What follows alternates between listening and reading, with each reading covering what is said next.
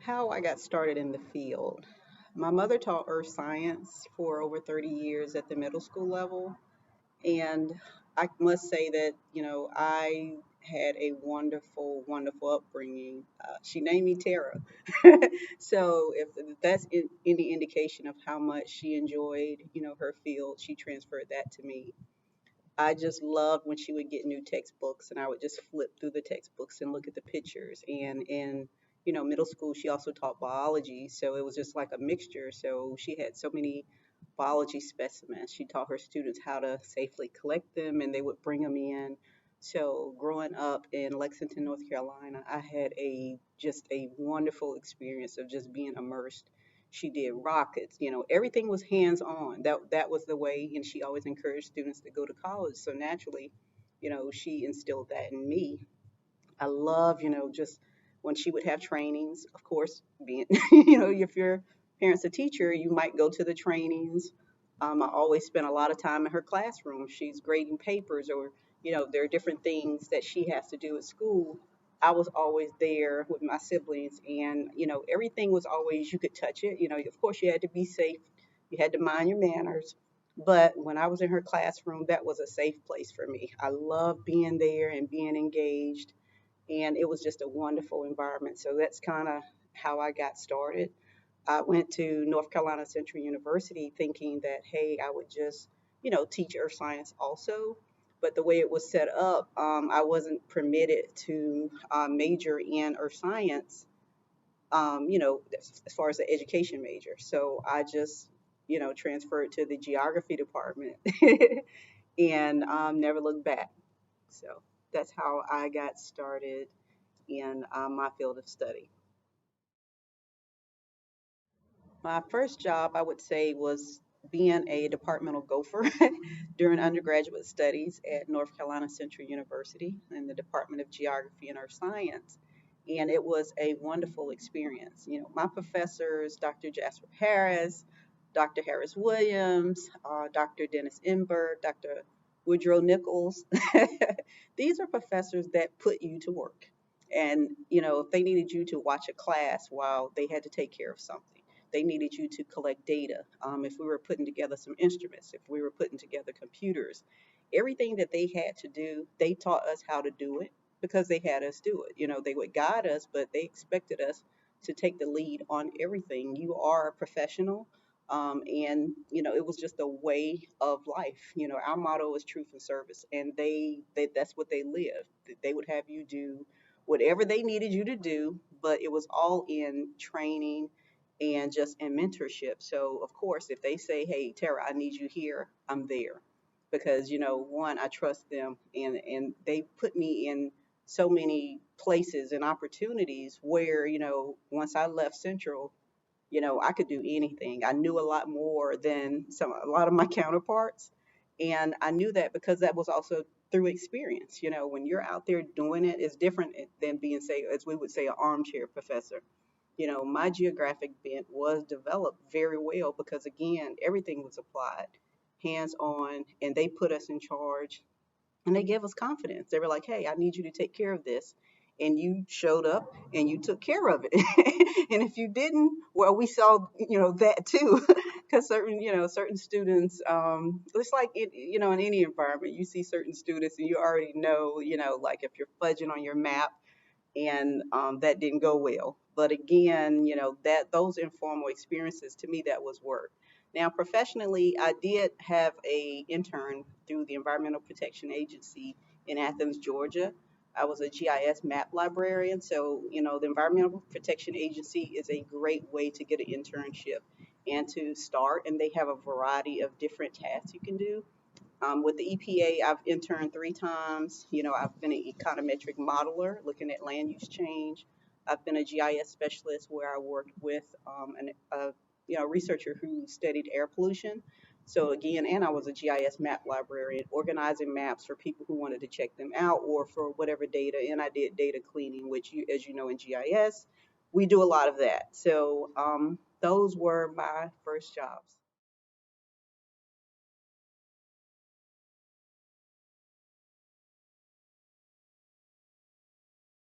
Your authentic spark is just that, it's the uniqueness that you bring to GIS authentically.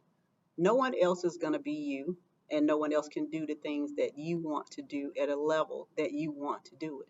Perhaps you're into programming, which is a great field. Geo AI, machine learning, all of these things are new technologies that are emerging within GIS, the multidisciplinary aspect. That's one thing that no one else can bring to the field of GIS. You. I love what I do, and I do it the way that I want to do it. I want you to develop that unique spark for yourself. Perhaps again, you're into programming, or perhaps you're into gadgets and different features.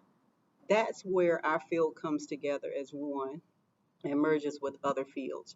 Perhaps you have a love for, welding. How can GIS be used in welding?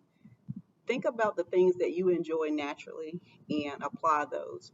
The federal industry and geospatial technology, there are a lot of things that you can do that you might want to incorporate. So, yes, the geospatial technology, data mining, GIS analysis. There are so many fields to navigate within the area of GIS, and even with public health and COVID, perhaps there's some ideas you have. Keep these ideas together, write them down, keep a journal, but also know that that authentic spark is the one thing that I can't give you. It's the one thing you can add to our field of study that no one else has added. So please do that. You use your spark. Where you go now, for me, it's my PhD and finishing that. But perhaps you are entrepreneurial. Perhaps you already know an industry you might want to work with. These are some great things and great ways to develop your authentic spark. Do an intern. I definitely would recommend looking at federal positions. They do pay more than state level, and you can advance faster. So seriously, just see what you enjoy. Try something new. Perhaps there's a project that you're not. I've never done this. That's okay. That's what it's supposed to feel like. Remember, you've never done this. But the thing is to take the time to invest in you and your interest, and honor your interest. Those are certain things you're going to have to find out for yourself and see what you enjoy. But, definitely add in some programming, because that's a great field of, inner workings with GIS. But again, the number one thing as far as developing your authentic spark is to be you, and be proud to incorporate that information into what you know. Women in GIS, that is definitely a great topic, because there are issues and challenges that are specific to women in GIS. It is a white male dominated field, and sometimes you might be in different areas where you are not welcome. So I'm going to just go ahead and say that. I have been in the field professionally since 1992, and that environment has not always been welcoming. I've had data deleted, so work sabotaged, of course, passed over for different promotions, been the only one responsible for major projects. So a lot of times, there are some challenges and issues you may face, whether it's academically or you're in your career. So these same challenges can occur, in both places. One thing I would say is, if there are any type of aggressions, address it. Because sometimes you might think, hey, is it me or what's going on? But I think once you get a feel for the environment that you're in, hang in there. Let your passion drive you, but address the issue if you need to. You have to have administrative um, input at some point. You do not take it. That's what I would just say. Don't just stay there and take that different these different attacks towards you, because some can be more aggressive than others. Also, I would say definitely, as a female, look for training. This could be training that your company may offer, because not all environments are going to be bad. But I've just had my experience where they have been. I've had a lot of those experiences, unfortunately. So I would say definitely, get your training so you know your stuff, but also, add that unique aspect of it that you like. So, don't just look at what you're used to doing. See how other people use GIS, and that just helps keep you versatile in your applications when you're thinking about even your careers, or also if you're mentoring someone. So again, take advantage of that. I would also say, network, get you some GIS professionals that know what they're doing. A lot of times, if I'm at a conference or I'm somewhere and I see a great project, I will contact them. I don't know them at all, but I would reach out and just say, hey, I love your work. How did you do that? Or can I get a copy of that map? That was a great map you did. Also, a good tip, Google Images and different trainings through ESRI. I found them very helpful because what I will do, even in my field and with my experience, say if I had to create a soil map and, it's on a particular topic, I'll use Google Images to look through different soil map examples. And, I might like this part from one map, or I might like this from another map, or I'm thinking of I have an idea of what I want to do because I'm very visual. So what I will do is, maybe use some of those designs, part of that design, to create my own map, of course, and I'm using my own data. So that's a great way to keep your creativity, to see what other map people are doing, and just to look at things differently. So that's one thing that I like. Also a lot of these virtual conferences are going on. Attend some of them, get to know people, inbox them and say hello, hey, I'm a student, or whoever you are, and network. That's a great way to, not only identify careers, but hey, you might decide you want to write a paper with someone. You might meet someone locally who's actually doing what you do, because sometimes when you are busy doing projects, you don't have time to kind of, your head is down. So, sit back, set up and network. So, what is another one? um, I mentioned don't be afraid to teach yourself, but also, pace yourself. Have a plan, maybe a 1 year plan or a 2 year plan of what you want to do in GIS, or what you want to learn. So I guess those are just some of the tips that I would give women in GIS. But in all things, let your motivation for the field lead you. That's the best thing I can tell you, because that's what's going to make it worthwhile.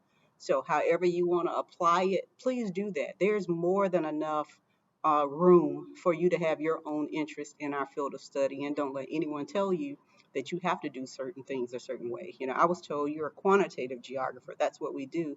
Yeah, but I'm more of a human geographer, and I like talking to people, and I like looking at the spatial analysis of different things.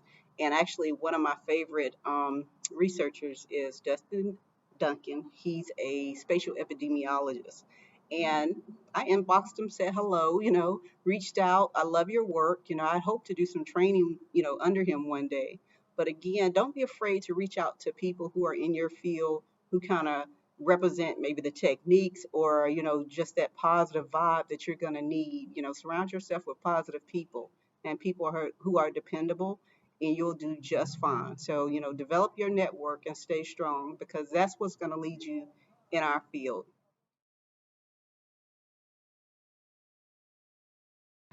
There's something that I also like to include for women of color who are in GIS, and anyone that's, with diversity and inclusion. I would just like to add, stay encouraged and find you a network of, allies, people who support you. I think sometimes you can get a feel for a person. And also, just listen and learn. Take advantage of the courses if you're at a school and you can take courses at another university, through a consortium. Look for those opportunities to do that. Mentorship is great.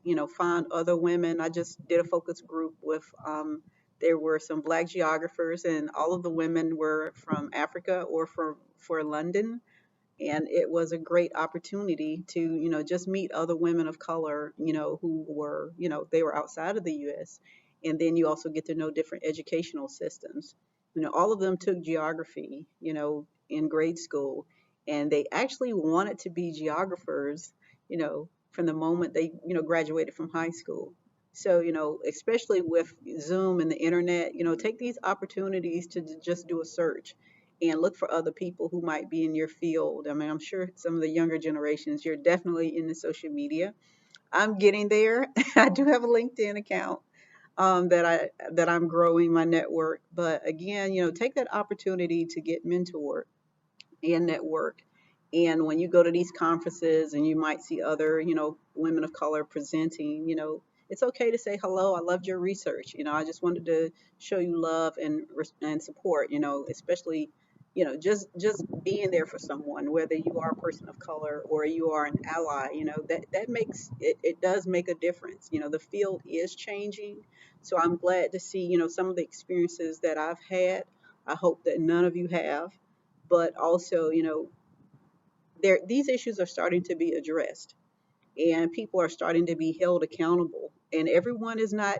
I've been in environments where sometimes people won't say anything, or the person that you go to is as bad as the person that's being aggressive with you, so you already know you're not going to get any help. But our field is working to address a lot of these issues, and then a lot of people are coming out as allies and are speaking up for some of the things that unfortunately have occurred and have been occurring in our major, but just also whether it's academically or within your career.